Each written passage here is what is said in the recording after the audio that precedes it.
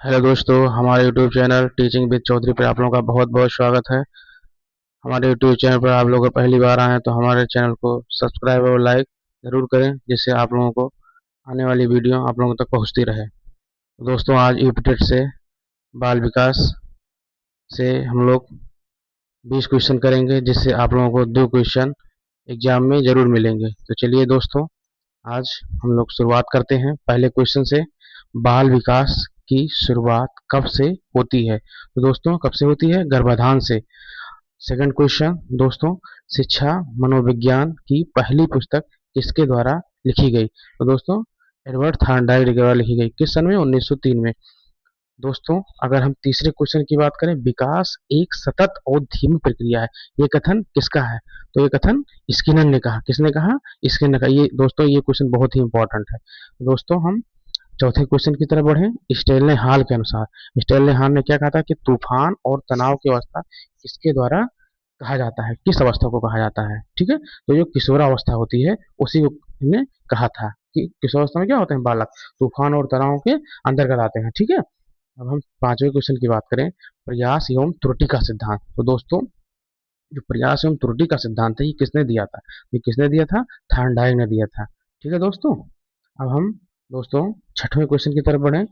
Pavlov ने अपने प्रयोग में किस जानवर पर शोध किया था? तो दोस्तों, कौन सा वो जानवर था? कुत्ता था। तो दोस्तों, अगर हम सातवें क्वेश्चन की बात करें, जो कि बहुत ही इंपॉर्टेंट है, कोहलर किस संप्रदाय के समर्थक थे? मतलब वो किसके अंतर्गत आते थे? तो वो गेस्टाल्टवादी के अंतर्गत आते थे। दोस्तों, सामाजिक अधिगम सिद्धांत के प्रतिपादक कौन है? तो ये अल्बर्ट बंडूरा। तो अल्बर्ट बंडूरा ने इसके बारे में बताया, सामाजिक अधिगम के बारे में बताया। दोस्तों, हम अगले क्वेश्चन की बात करें कि थांडाई के मुख्य नियम कितने हैं? थांडाई ने मुख्य कितने नियम दिए थे? 3 नियम दिए थे। पहला नियम क्या था दोस्तों? तत्परता का नियम। दूसरा, अभ्यास का नियम। और तीसरा, प्रभाव का नियम। ये जो तीनों नियम हैं, ये किस किस नियम के अंतर्गत आते हैं दोस्तों? ये मुख्य नियम के अंतर्गत आते हैं। कोई अगर पूछे क्वेश्चन में, अगर आ जाए कि थांडाई के सीखने के मुख्य नियम कितने हैं, तो क्या बताएंगे? 3 नियम है। ठीक है दोस्तों, हम अगले क्वेश्चन की तरफ बढ़े। किंडर गार्टन किंडर गार्टन विधि के जनक कौन है? तो इसके जनक कौन है? फ्रोवेल महोदय हैं। कौन है? फ्रोवेल जी हैं। और अब अगर हम अगले क्वेश्चन की बात करें, बुनियादी शिक्षा, कौन सी? बुनियादी शिक्षा या वर्धा शिक्षा योजना की प्रणेता कौन है? तो कौन है? महात्मा गांधी जी। अगर क्वेश्चन में ये आ जाए कि वर्धा शिक्षा योजना, तो क्या कहेंगे? महात्मा गांधी। और अगर यह फिर आ जाए बुनियादी शिक्षा, तो क्या कहेंगे कि प्रणेता कौन है? महात्मा गांधी।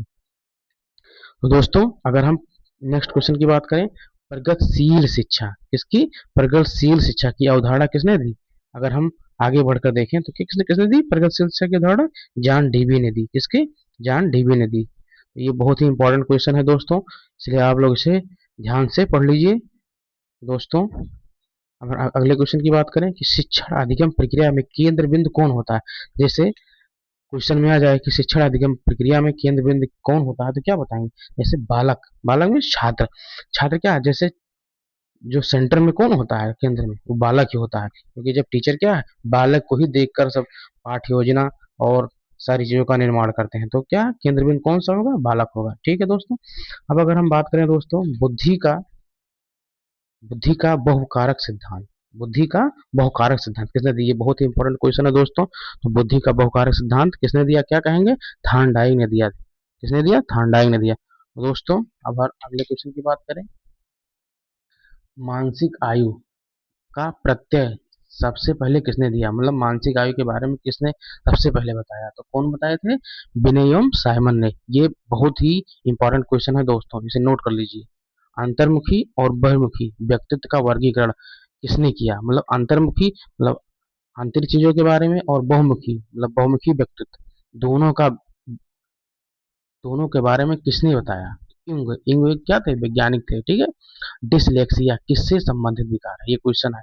डिसलेक्सिया क्या है? आप लोग ये समझिए कि पढ़ने संबंधी कठिनाई, अर्थात जो अगर कोई बच्चा पढ़ने में पढ़ नहीं पा रहा है, उसे कठिनाई हो रही है, ठीक है, तो वो किस विकार के अंतर्गत आएगा?